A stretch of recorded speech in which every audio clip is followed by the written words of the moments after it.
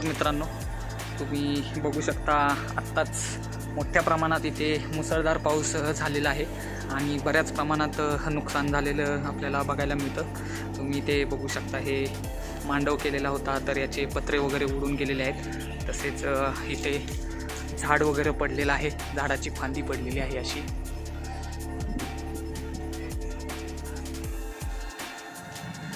ही वरच्या झाडाची फांदी इकडे पडलेली आहे आणि बरंच नुकसान झालेलं पावसामुळे आपल्याला इथं बघायला मिळते।